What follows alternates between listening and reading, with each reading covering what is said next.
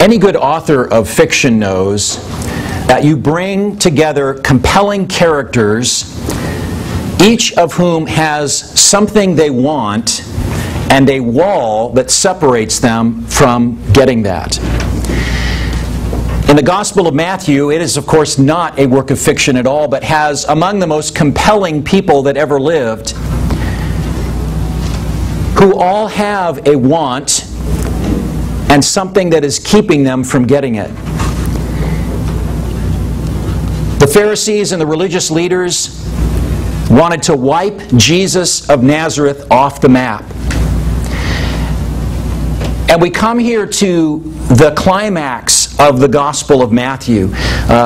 Writers call it the dark moment. And indeed, this is among the darkest moments that Earth's history has ever seen. It would seem as if the religious leaders of Israel were getting their way. Their want was in sight. Jesus was being put to death, and that would be the end of it. But as in any really good story, there are twists that keep you guessing all the way till the end. And the greatest twist of all time happens that through the death of Jesus of Nazareth, all that the religious leaders of Israel tried to do actually backfired on them completely. What did Jesus want? His want was to save all of mankind. What was the wall that stood between him and getting what he wanted? Our own evil that is endemic to the human soul. And in writing books, what they tell you is that there's this saying called Deus ex machina. It means God in the machine. And in the old days, in the plays of the Greek tragedies and so forth, at the end of the play, there'd be some big device that would come down. The gods would enter the story and make everything right.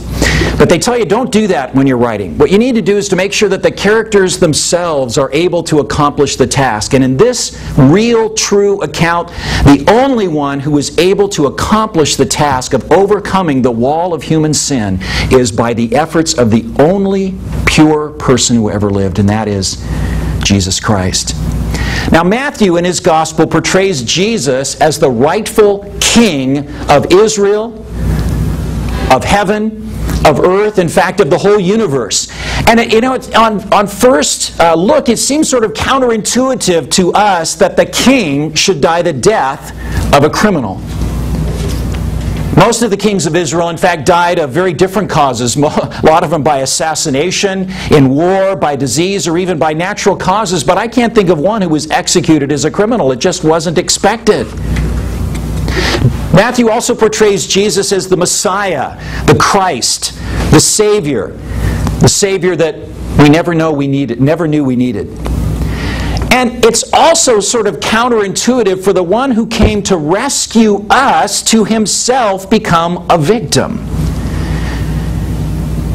If you look at it in one way, as you're just going through the account, it seems like the crucifixion is a loss rather than a win. Everybody rejects him, everybody mocks him, almost everybody abandons him. The crucifixion, it just doesn't seem right.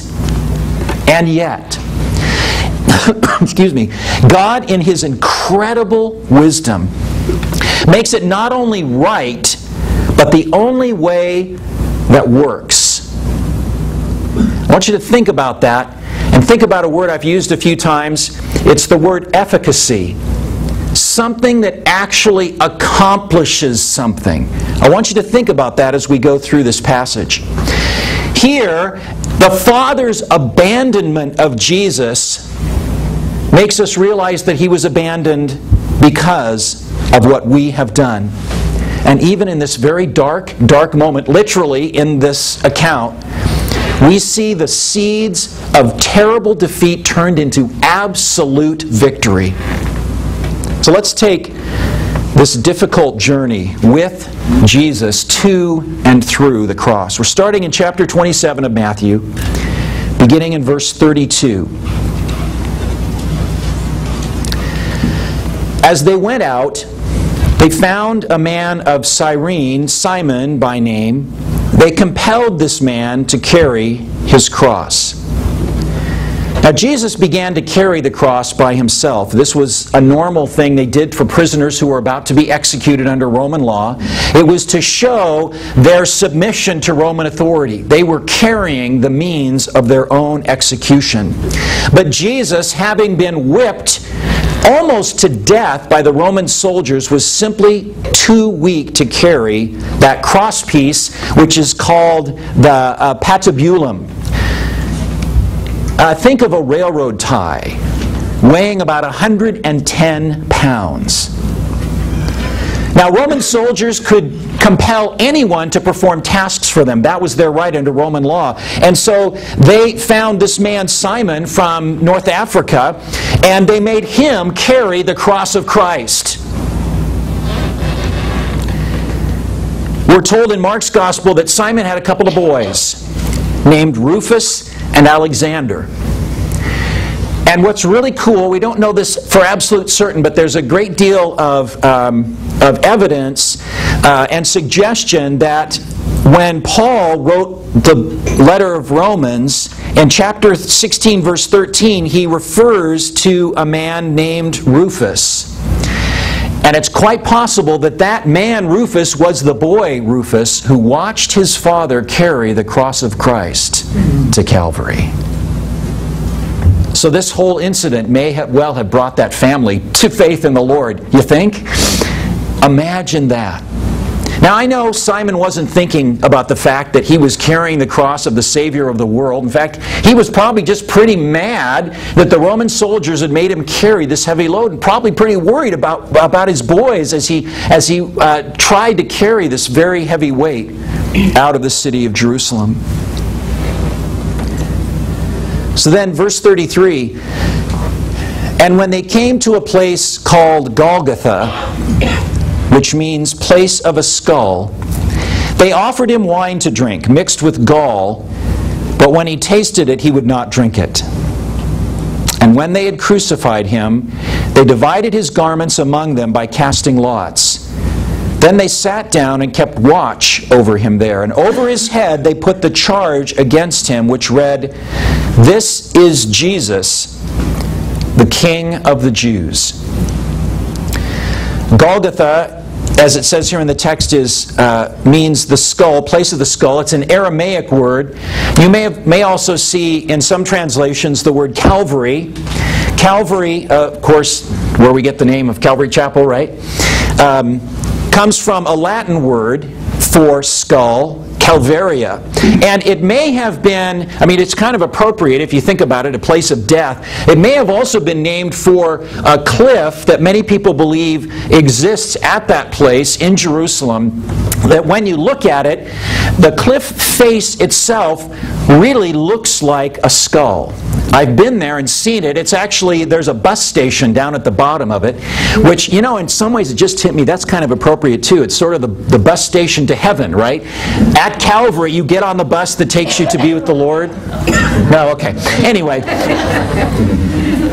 But it's a place where there was, it was outside the city, but it was a place of where the public could see those who were crucified. The Romans were masters of making people aware of just how much power Rome really had.